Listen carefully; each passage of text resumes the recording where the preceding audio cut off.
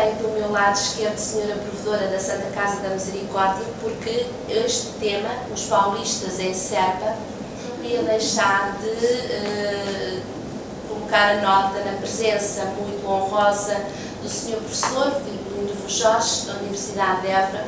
Tivemos e mais uma vez a doutora Ana Bagará, que já se vai tornando uma presença muito preciosa e muito constante na Casa do Canto. Pois desejo-vos a todos uma boa tarde, uma tarde conjunta de coisas, entre aspas, a acontecerem, fortes e perenes. Só dizer-vos que a Santa Casa da Misericórdia continua na senda de um dos seus objetivos, que é a preservação, a valorização, através da divulgação do seu património. O Convento de São Paulo, como sabem, é propriedade da Santa Casa da Misericórdia, está a ser utilizado com o fim, portanto, na área da saúde, ao hospital, mas recentemente, portanto, há 2, 3 anos, tivemos conhecimento que a Igreja não estava incluída naquele protocolo. Daí termos aceito de tão bom grado este desafio que a Casa do Canto nos propôs e estamos com todo o empenho, com o coração aberto neste projeto. Queremos levar a divulgação do nosso património, e aquele é mesmo o ex-libris do património da Misericórdia, o Convento de São Paulo, e acho que, eu só posso dizer, estou deliciada com as novidades que a doutora Ana Bagará tem para nos dar. Uma continuação de uma boa tarde aqui conosco e depois reitero aqui os desejos já expressos pela senhora vereadora de estarmos todos juntos à noite, mesmo no Convento de São Paulo, na sua igreja. Queria, antes de mais, salvar uma coisa que servir aqui de ponte entre esta mesa e a mesa seguinte. Eu queria fazer um pedido de desculpa e, ao mesmo tempo, dizer que um dos objetivos da Casa do Canto não é apenas a partilha do saber, trazer aqui conhecimento e partilhá-lo, porque me parece ser fundamental que os centros críticos que constroem conhecimento depois transformem esse conhecimento em saber e o partilhem. Isto parece-me ser fundamental. E acho que estar em Serpa ou estar numa outra capital qualquer do mundo, importa que este conhecimento seja partilhado. E neste conhecimento partilhado implica que quando, e nós muitas vezes vivemos na voragem do cotidiano, do dia a dia, e esquecemos que para estarmos aqui e para existir esta Casa do Canto, houve homens e houve mulheres, aqui menos mulheres, mas mais homens, no sentido da construção política, da construção da ciência e da cultura ao longo do século XX, que foram nucleares na construção de um dos eixos da Casa do Canto, que é o chamado canto alentejano. Nós aqui chamamos canto alentejano, que antigamente chamaria canto às vozes. E nessas figuras que durante o século XX construíram o que nós hoje temos de canto, eu penso que aquela talvez mais esquecida, mas talvez mais importante, chama-se Joaquim Batista Roque. Conhecido nas gerações um pouco mais velhas do que eu, como o professor Joaquim Roque, e que teve um trabalho fundamental a 2 níveis. Por um lado, no dar a conhecer o Alentejo, o Baixo Alentejo, a Portugal e ao mundo, e em particular o canto. E na sua definição, nós hoje a definição que temos de canto alentejano é estruturalmente devedora a este homem. Este homem nasceu em Pero Guarda em 1913 e morreu em Lisboa em 95.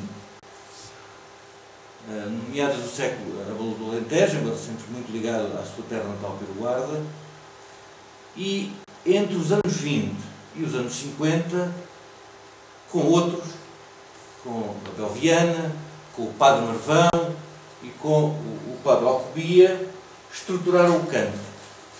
Através do curso, através da aldeia mais portuguesa, através das casas do povo, e foi também um construtor de grupos. Um dos melhores grupos para a história do canto é o grupo coral da Casa do Povo de Pero Guarda, hoje conhecido ou reconstruído com o nome de Alma Alentejana de Pero Guarda, e que durante anos na forma do trajar, na forma do cantar, do dançar, porque havia grupos que dançavam, e na forma do tocar, era de facto um grupo que constituía um exemplo para todos os grupos. A Casa do Canto, numa das suas linhas de trabalho, quer recuperar a memória e o trabalho, porque mau filho é aquele que não recorda os pais. Recuperar a intervenção, a construção destes homens e das poucas mulheres que, a um patamar das casas do povo e nas formas decisórias, construíram muito o que nós hoje entendemos como o Alentejo e como o Sul. O professor Joaquim Roque, e depois logo antes do concerto direi algumas palavras sobre ele, tem até uma razão de ser neste primeiro ato, neste fecho de ciclo, aqui na Casa do Canto, neste primeiro ato, quando se faz um concerto logo à noite na Igreja de São Paulo. O professor Joaquim Roque foi um dos seminaristas que na década de 20 estudou quando o seminário de Beja se transfere para Serpa e é no convento franciscano, ele, o padre Marvão e o padre Alcobia. E é um dos autores de algo que nós iremos falar um pouco a seguir, que é a influência ou não dos paulistas no canto alentejano na cultura popular. O professor Joaquim Roque, nos trabalhos que fez, nos trabalhos inéditos que existem, de facto, e nas questões da língua, da linguística, de facto, é uma figura de interesse nacional e internacional. No momento em que nós fechamos o ciclo da candidatura do canto alentejano no Património da Humanidade,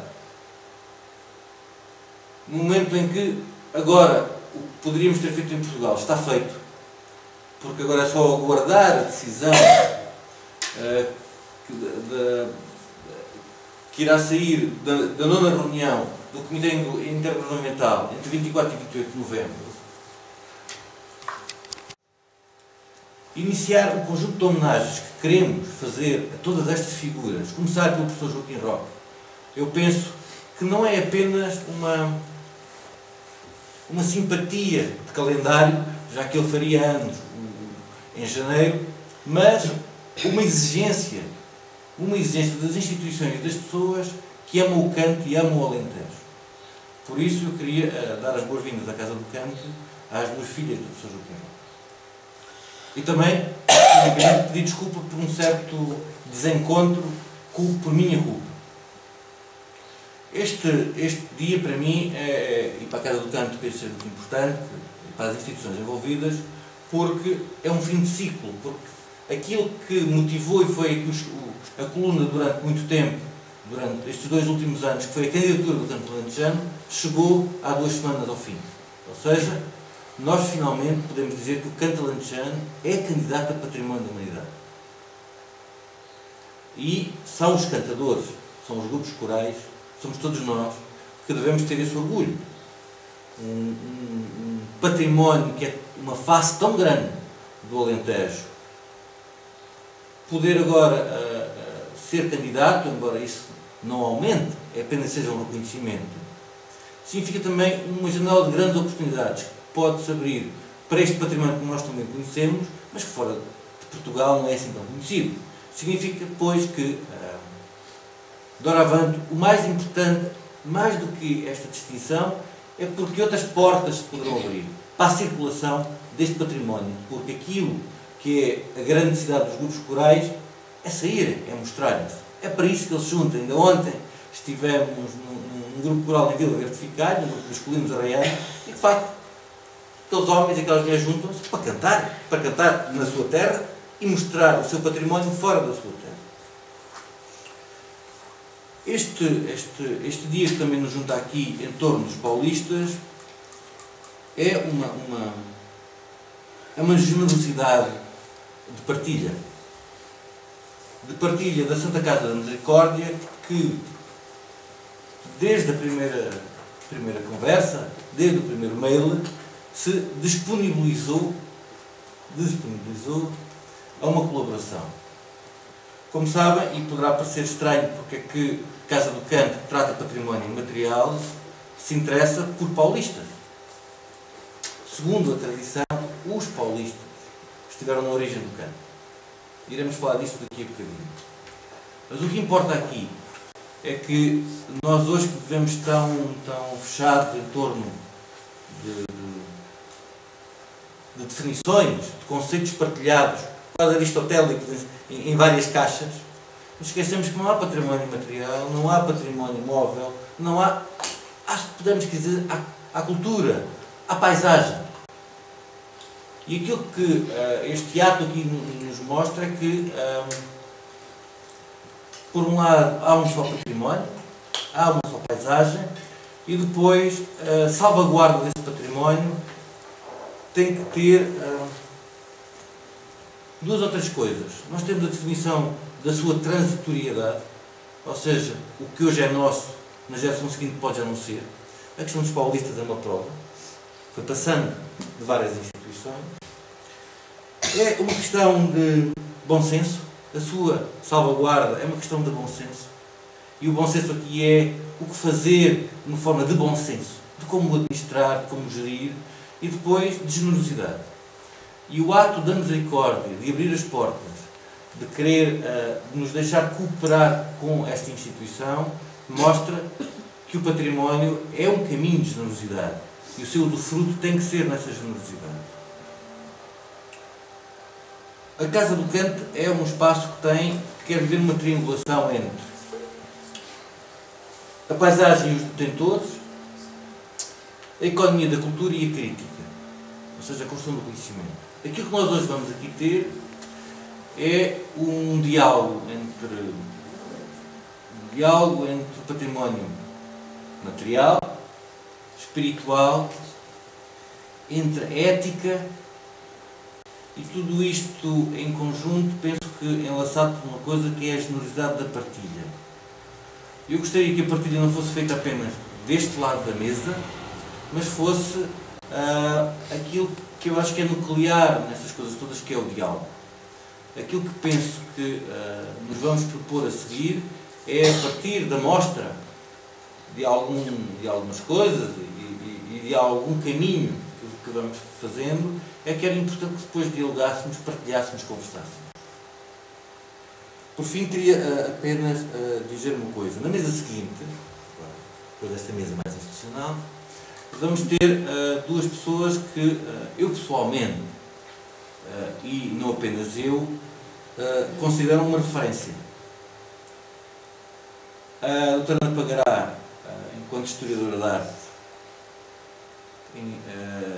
penso que é das pessoas que mais sabem sobre arquitetura, história, arquitetura religiosa no Alentejo,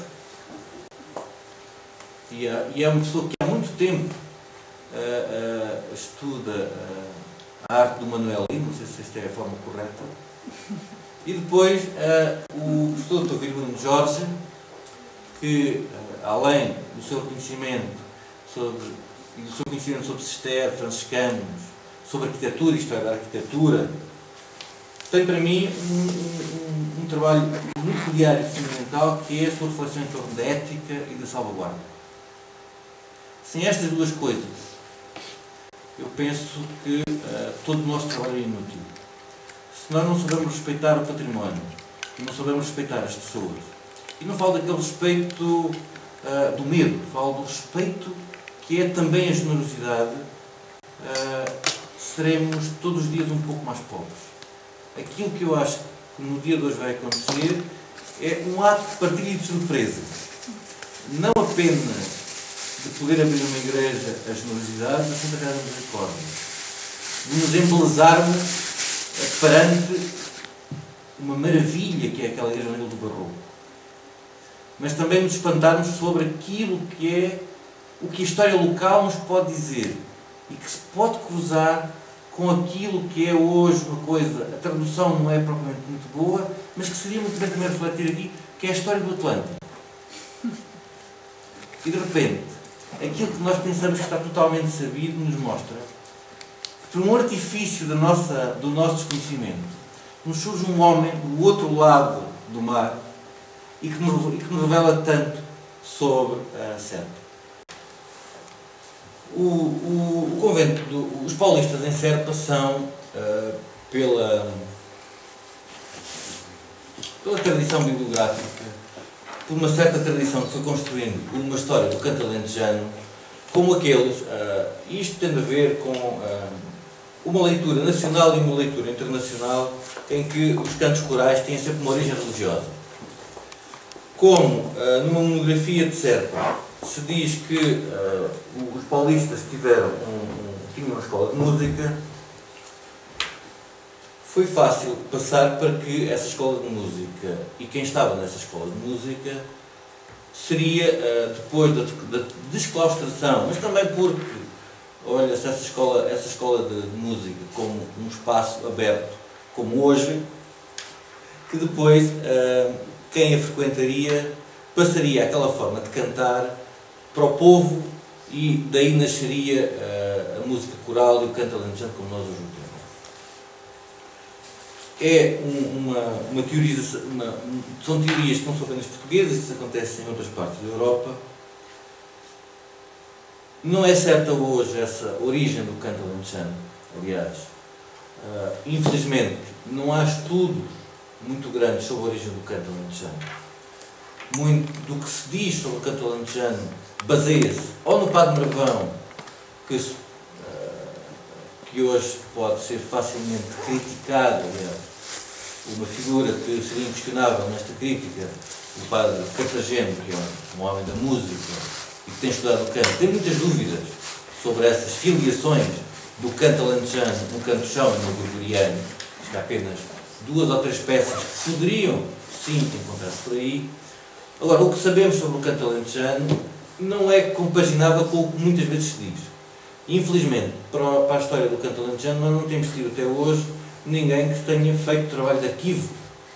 Não apenas o estudo das peças musicais, mas também uma arqueologia dos repertórios que são cantados. Aquilo que nós podemos dizer ao nível documental é aquilo que, e já vou, porque São Paulo, podemos dizer hoje que o canto alentejano é, na sua forma como temos hoje, tem como origem o princípio do século. E eu acho que tem como, digamos, razão de ser esta origem do princípios do século, se nós entendermos isto num contexto maior. Primeiro, na sua relação com o fado, e depois pela ação do primeiro, digamos, bispo de Beja da contemporaneidade, o Dom Sebastião Leite de Vasconcelos. E quem conhece um pouco da história dos salesianos sabe da importância que a música coral tem para os salesianos. Porque, e isto pode-nos dar aqui, estes 2 componentes podem nos dar a explicar aqui várias coisas. A primeira é que, na revista Tradição, que é publicada em Serpa entre 1899 e 1904, onde além do Dias Nunes, a Dona Elvira Monteiro, que era o nome que eu não me lembrava ontem, das 60 modas que recolhem, estranhamente nenhuma é coral. São todas, claro que podem ser corais, mas são com instrumentos e são coreográficas. Estranhamente tudo isto desapareceu no canto alentejano. Portanto, o que é que aconteceu do século XIX para o século XX? O que aconteceu foram várias coisas. A primeira foi o recuo da viola de arame, da chamada viola campaniça, um nome algo infeliz, já que a viola campaniça, a questão da viola campaniça tinha uma geografia muito maior que os campos de Castro para baixo. Uma questão política que é a estruturação do movimento coral, que se dá a partir de 1907 numa ampla discussão que é que o povo deve cantar. E não é inocente que um dos primeiros grupos corais surja em Zona Mineira. E uma outra questão que é a ação do Bispo de Beja aqui e depois a questão do fado. A grande discussão é o que é que o povo deve cantar. Música coral ou fado.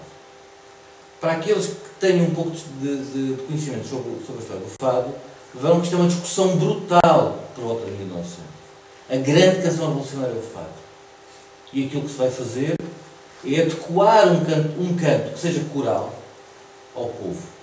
Por isso, o primeiro Orfeão, o Orfeão de Serpa, fundado em 1907, que o Michelangelo Lambertini visita aqui em 1907 nas festas de verão, e que interpreta música coral tradicional, mas apenas coral, depois irá cantar outras coisas nas décadas seguintes, deve-nos fazer pensar como é que se constrói o canto alentejano. O Padre Marvão, num seu último livro publicado pelo Natal, diz uma coisa interessante. Quando eu nasci, por volta de 1913, na Primeira República, já ninguém cantava estas modas.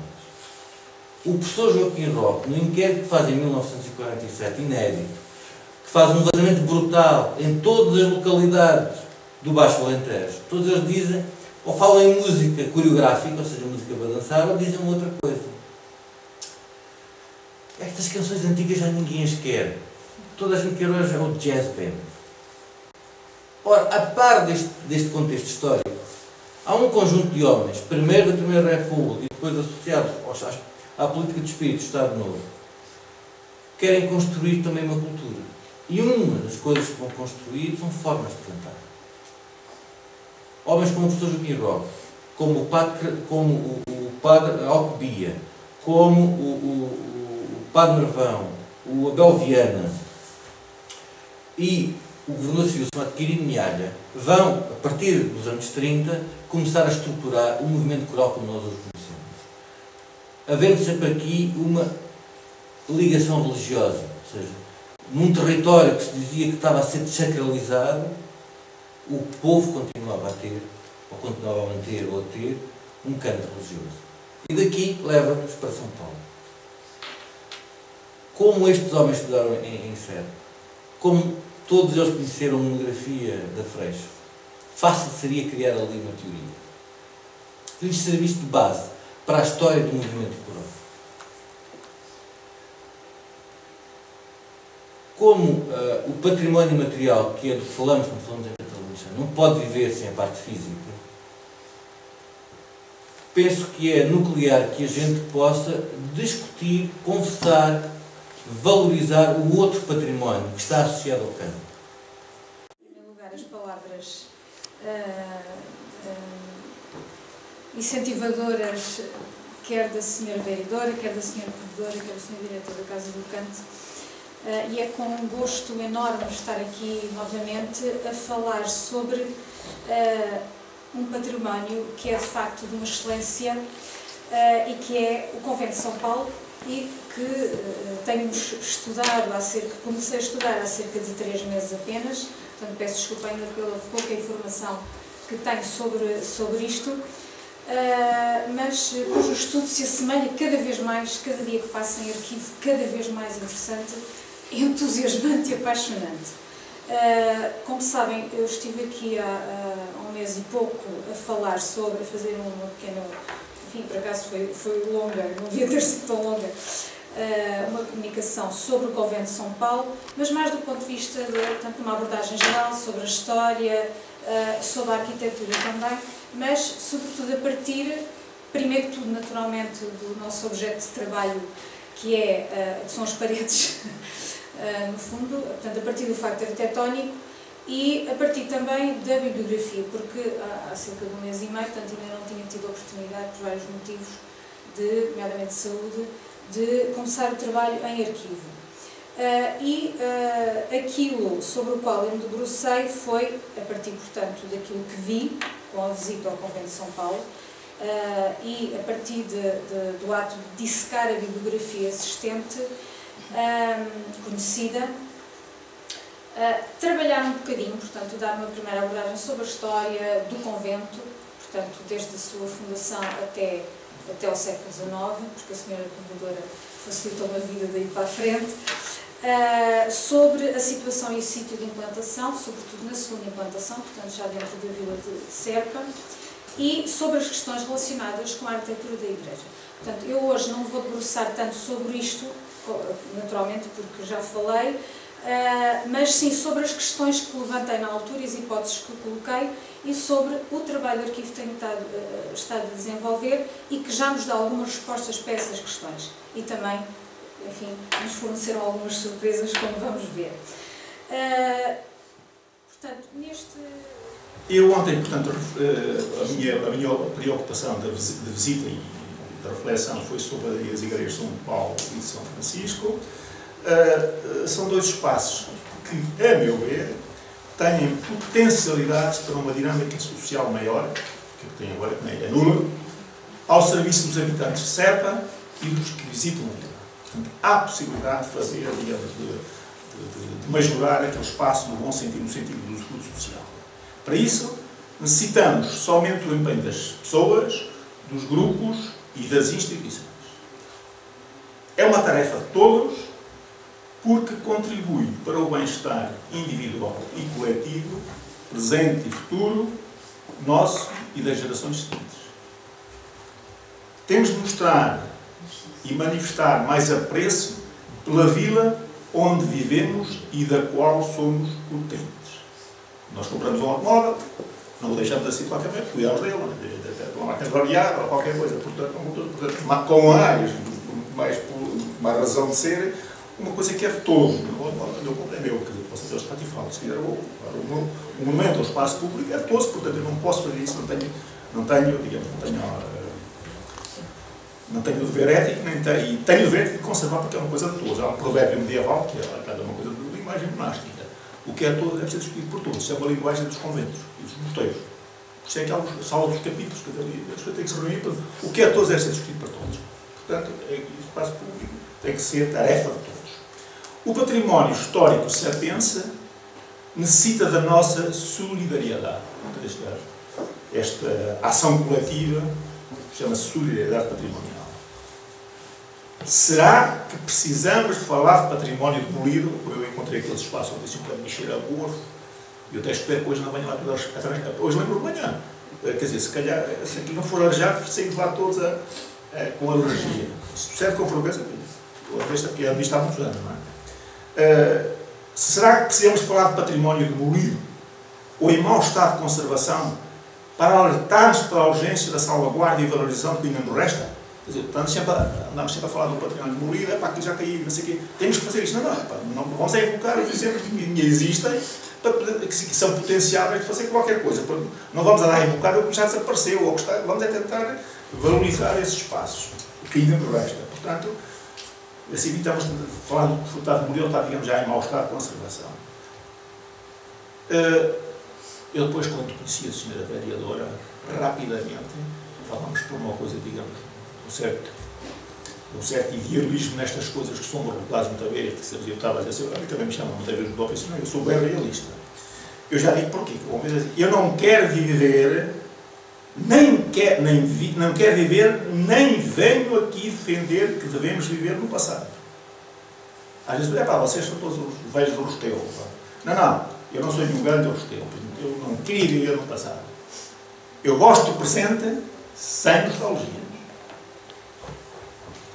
Venho defender que devemos viver no presente com o ensino do passado, com as mais-valias e benefícios da herança patrimonial que recebemos.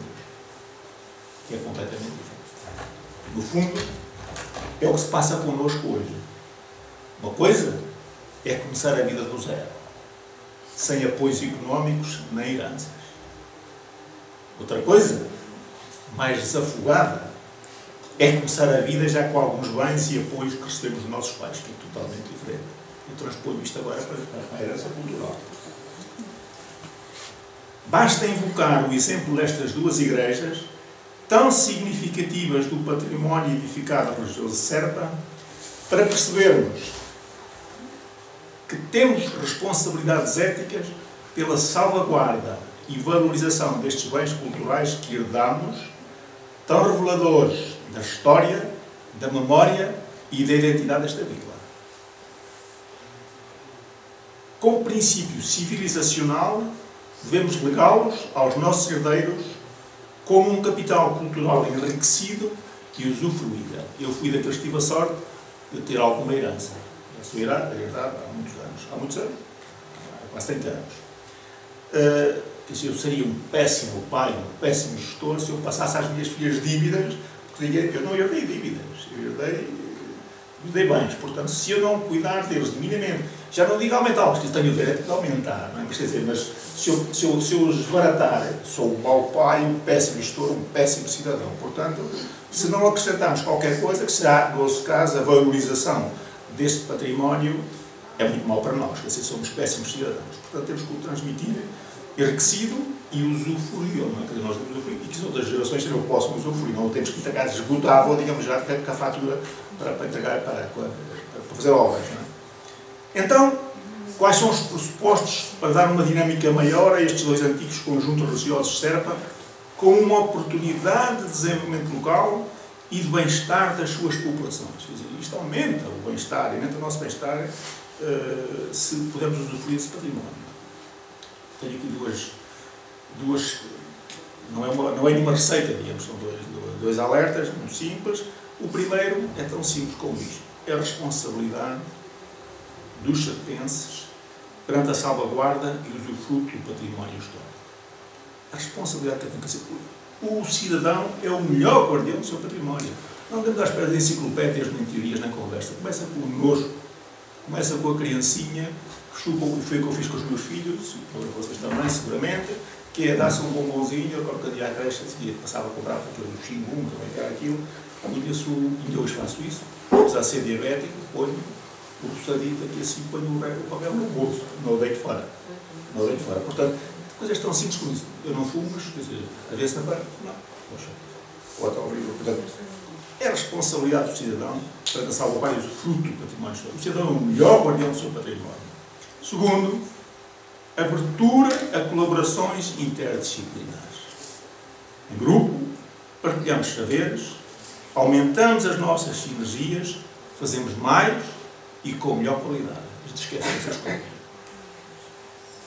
Eu tenho um colega, ou dois, que, aliás, isso é muito, eu sou académico, portanto, no meio académico é terrível, percebe? As pessoas pensam que, publicando trabalhos com alunos, que é assim o professor de segunda, porque um bom professor é que publica autonomamente. Pois eu, pela minha experiência, os grandes trabalhos, a começar por algumas coisas que eu tenho publicadas, os grandes trabalhos, foi da interdisciplinaridade. Eu teria cometido péssimos erros se tivesse feito trabalhos sozinhos, quando eu pensava que à partida, quer dizer, eu fiz aqui por uma questão metodológica, mas, portanto, quer dizer, eu desenrasco isto sozinho, mas por uma questão metodológica, procurei juntar sempre várias coisas de trabalhos. Teria cometido péssimos erros se não tivesse feito o trabalho sozinho. E também o contrário. Também há trabalhos de colegas, digamos, onde nestes trabalhos há sempre assim uma pessoa, digamos, uma figura de proa, digamos, que sabe mais do que eu. Estou a fazer o trabalho agora, há uma pessoa sobre retábulo. Há uma pessoa que sabe retábulo, eu faço o ícone da arquitetura. Portanto, essa figura maior também, em alguns trabalhos em que eu tenho feitos, também ele teria cometido alguns erros se não tivesse o meu contributo com outra formação dessa interdisciplinar. Portanto, essa criação de sinergias, o trabalho sempre. Portanto, eu, para mim, começar pela minha própria pessoa, portanto, autores da corpo, isto é um trabalho, é simples, o que eu estou a dizer. Um trabalho bom é aquele que tem, digamos, muita experiência, tem muita nota de rodapé, não para mostrar sabedoria e erudição, mas para mostrar, digamos, abrir pistas de trabalho, porque estamos aqui a fazer essa interdisciplinaridade. E termino com uma advertência e uma interrogação. Uma igreja fechada ou em mau estado de conservação não é um assunto somente de padres. Você às vezes pensa, aquela malta de teólogos. Não é de padres nem de teólogos. Diz respeito a todos porque é um bem coletivo. Mesmo àqueles que não vão à missa. Pertence a todos. É um bem social, portanto, mesmo que não vão à missa, o espaço pertence, que é do estudo social.